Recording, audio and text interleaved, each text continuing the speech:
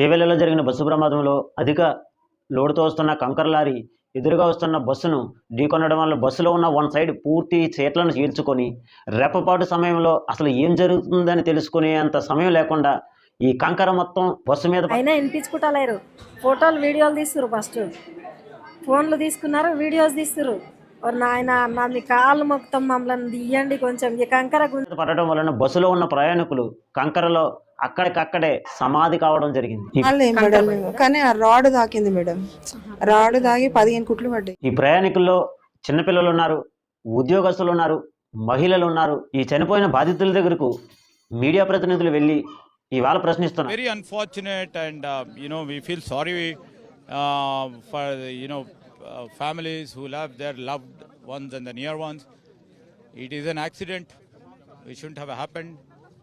ఈ ప్రశ్నలు ముందుగానే ప్రజాప్రతినిధులను ఆ రోడ్లు ఎందుకు బాగోలేవు, ఆ డివైడర్ ఎందుకు లేదు, ఆ రోడ్లు ఇప్పటికీ ఆ పరిస్థితులు ఎందుకున్నాయి అన్న ప్రశ్న చేయగలిగితే ఇవాళ ఇటువంటి ఘోర రోడ్డు ప్రమాదం జరిగేది కాదు.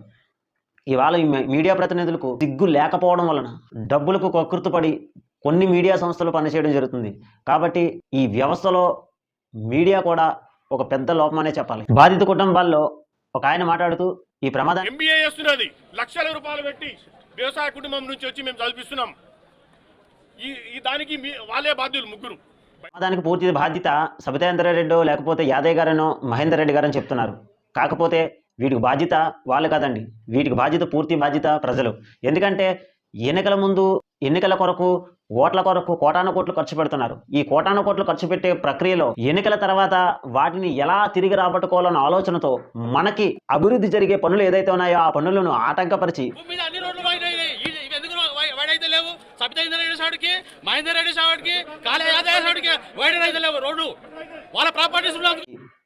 ప్రజల రక్తాన్ని పిండినట్టుగా మన నుండి మన అభివృద్ధి జరిగే పనుల నుండి రెట్టింపుకు రెట్టింపు మన దగ్గర నుండి వసూలు చేస్తున్నారు. కాబట్టి ప్రతినిధులను ప్రశ్నించి పెద్దగా ఒరిగేది ఏమి లేదు.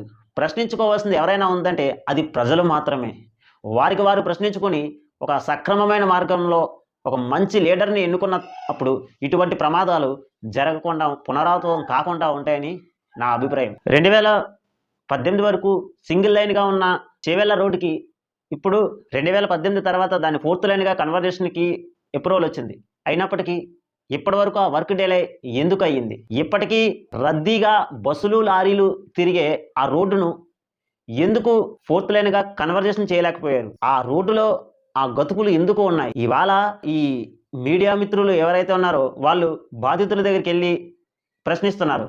కాకపోతే ఈ ప్రశ్నించేదేదో మీరు ఆ రోడ్డులో మీరు ప్రయాణించలేదా? చాలామంది మీడియా ప్రతినిధులు ఆ రోడ్లో ప్రయాణించుంటారు. ఆ గోతులు ఉన్నాయి, ప్రమాదం జరుగుతుంది అన్న సంగతి మీడియా ప్రతినిధులకు చాలా వరకు ముందే తెలిసి ఉంటుంది. అయినప్పటికీ వాటిని ఎప్పుడూ మీరు ఎత్తు చూపే పని చేయలేకపోవడం కూడా ఈ ప్రమాదానికి ఒక కారణం.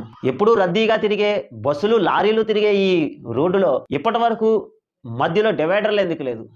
అది 4th లైన్గా ఎందుకు కన్వర్జేషన్ చేయలేకపోయారు? ఇప్పటికీ ఆ రోడ్డులో గతుకులు ఎందుకు ఉన్నాయి అన్న ప్రశ్న మనం వేసుకున్నట్లయితే ఇటువంటి సమస్యలు మరిన్ని భవిష్యత్తులో పునరావృతం కాకుండా ఉంటాయని రాజకీయ నాయకులు ఎప్పటికీ మారరు. ఎందుకంటే వాళ్ళు పెట్టుబడి పెడుతున్నారు కాబట్టి వాళ్ళు రిటర్న్ తిరిగి రాబట్టుకోవాలి కాబట్టి ఎప్పటికీ మారరు. మారాల్సింది ప్రజలే. నేను అలసిపోయేంత వరకు కాదు, మీకు అర్థమయ్యేంత వరకు మరొక వీడియోతో మీ ముందుకు వస్తాను. ఇటువంటి వీడియోలు ఎప్పటికప్పుడు మీకు అప్డేట్ కావాలనుకుంటే సబ్స్క్రైబ్ బటన్ నొక్కి పెట్టుకోండి. కామెంట్ రూపంలో ఈ వీడియోలో లోటుపాట్లు ఉన్నట్లయితే తెలియజేయండి. మరింత సమాచారంతో మరిన్ని వీడియోలతో మీ ముందుకి రావాలని కోరుకుంటున్నాను. Thank you for all.